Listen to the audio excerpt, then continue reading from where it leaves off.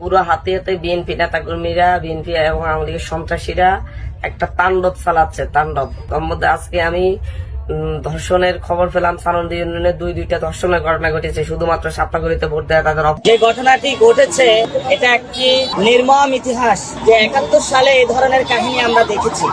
নারীদেরকে রেপ করা, নারীদেরকে বাড়ি থেকে তুলে নেওয়া, যেই সংস্কৃতিটা, সেই সংস্কৃতির বীজ এবং রক্ত বিএনপির মধ্যে নির্বাচনের মধ্য দিয়ে ভর করে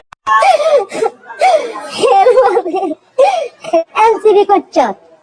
এনসিবি সাদা জমিরাম এরপরে সকালবেলা 6:30-6টার সময় আবার এরা আবার নোয়াখালী দ্বীপ উপজেলায় হাতিয়া সরসন্ধি ইউনিয়নের একটি গুরুতর অভিযোগ উঠেছে। 3 সন্তানের জননী দাবি করেছেন তিনি শাপলাকলির প্রতীককে ভোট দেওয়ার কারণে নিজ ঘরে ধর্ষণ ও শারীরিক নির্যাতনের শিকার হন। ঘটনার পর ওই নারী নোয়াখালী সদর হাসপাতালে ভর্তি হয়েছেন। চিকিৎসকেরা তার মারধর ও যৌন নির্যাতনের অভিযোগ অন্তর্ভুক্ত করেছেন। এই অভিযোগে রাজনীতি বিতর্ক তুঙ্গে উঠেছে। একদিকে ভুক্তভোগীর কান্না, অন্যদিকে পুলিশের তদন্ত ধর্ষণের পাওয়ার না পাওয়ার দাবি। এনসিবি সহ বিভিন্ন দল প্রতিবাদে রাস্তায় নেমেছেন। চলুন বিস্তারিত ভুক্তভোগীর মুখ থেকে শোনা যাক। এনসিবি করছে। এনসিবি সাদা জমিরাম এরপরে সকালবেলা 6:30-6টার সময় আবার এরা আবার আইছে, 8-10 জন মিলে আইছে। ঘটনা হয়েছে আমি শাপলাকলিতে ভোট দিছি, বুঝছেন? আমি শাপলাকলিতে ভোট দিছি। ভোট হয়েছে বৃহস্পতিবারে তো হয়তো মানে আমার হুমকি দিতেছে। আমার পার্শ্ববর্তী যতজন আছে এরপর ভাঙাচুরা করছে, মারপিট করছে। এরপরে কালকে রাত্রে আমি 7টার সময় আমার চাচাতো বোনের বাড়ি চলে গেছি। এখানে সাইজন মারপিট ধুমসে করতেছে, কেউ মরছে ঘুমাইতেছে, কেউ ছাত্র মারতেছে, কেউ আমার চাচাতো বোনের ঘর দুয়ার সব ভাঙি ফেলার এরপরে আমি এখানে গেছি। একটা বাড়ি আমার মাথা ভাই ধরেছে। বাড়ি করার লাগে আমার স্বামী আমার ঘরে নিয়ে আসছে। আমার ঘরে নিয়ে এসে আমরা ঘরে কথাবার্তা করতেছি। দুম করে আমার দুয়ার ভাই লাতে দিছে রাতের 11টার সময়। দুম করে যখন রাত্রের বেলা যান আমার ঘরের দরজা লাতে দিছে। লাতে দেওয়া আমি দরজা খুলছি আর তারা ঠান্ডান করে 3 জন ঢুকে গেছে। 3 জন, একজন হলো কালা ইমরান, একজন হলো রহমান আর একজন হলো রুবেল। এরা 3 জন আমার ঘরে ঢুকে গেছে। এনসিবি করছে। এনসিবি সাদা জমিরাম, এনসিবি সাদা যে দেখামো এ কথা কয়ে এরা আমার স্বামী আর আমি ঝালমুড়ি খাইতেছি। আমার স্বামীরে নিয়ে এরকম মানে রুম আর একটা রুমে নিয়ে দরজা মারিতেছে। আমার এরা গোসলখানা মানে বাথরুম, এদিকে 2 সাইডে 2টা বাথরুম, একটা নারীর একটা পুরুষের, মাঝখানে একটা মানে গোসলখানা আছে। ওই গোসলখানার ভিতরে ঢুকে বহুত যুদ্ধ করতেছে, মানে আমার লগে আমার মানে অবৈধ কাজ করতে।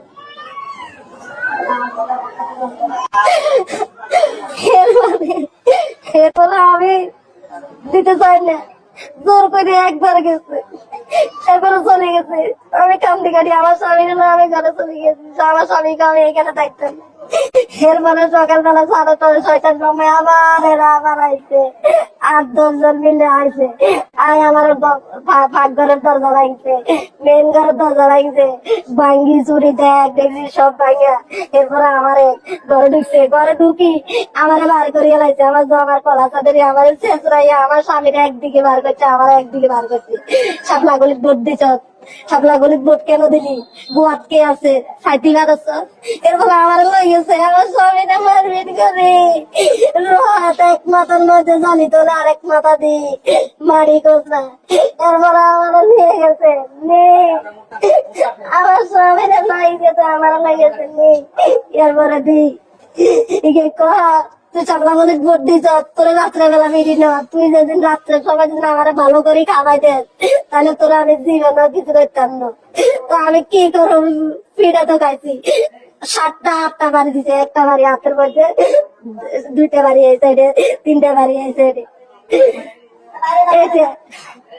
তো এরা শান্তি দেন না, আমরা 3টা 4টা শান্তি দেন না, শান্তি দেখে আর থাকতে দেন না আমাদের। কেন আমি কি অপরাধ করছি? শাপলাকলির ক্লান্তি বলছি আমি নির্যাতন, আমার ইজ্জত নিয়ে আমাদের ঝিলিমিলি করতো।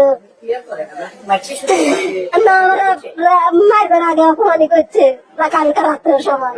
তার 2 জন, একজন দরজা ধরে কাটা ছিল, একজন গেছে, একজনে খালি ওই রহমান কালা এমরানে দাদা ধরে খাওয়াইছে তারা গেছে 3 জন, একজন বাইরে ছিল, একজন দাদা ধরে খাতা ছিল, আর একজন আমার স্বামীর সামনের থেকে লইয়া গেছে, আমার স্বামীর সামনের থেকে আশ্রফ একটা তাণ্ডব চালাচ্ছে, তাণ্ডব। প্রায় 5 শতাধিক, গত 4 দিনে 5 শতাধিক বাড়ি ঘরে হামলা করেছে, লুটপাট করেছে, দোকানপাটে হামলা করেছে, লুটপাট করেছে, না অনেক মহিলাদেরকে নির্যাতন করেছে। তার মধ্যে আজকে আমি ধর্ষণের খবর পেলাম, সানন্দী ইউনিয়নে দুইটা ধর্ষণের ঘটনা ঘটেছে, শুধুমাত্র সাপটাগুড়িতে ভোট দেওয়া তাদের অপরাধ।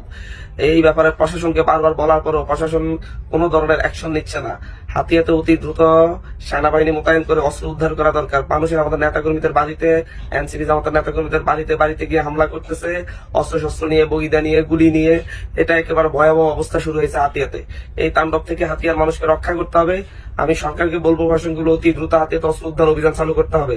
এবং যেভাবে আমাদের বোনদেরকে 2018 সালের ঘটনার মতো 2018 সালে ধানের শীষে ভোট দেওয়ার কারণে একজন নারীকে ধর্ষণ করা হয়েছে, এবং বর্তমানে 2026-এ এসে 24 গণঅভ্যুত্থানের পরে শুধু শাপলাগুলিতে ভোট দেওয়ার কারণে 2 জন নারীকে ধর্ষণ করা হয়েছে।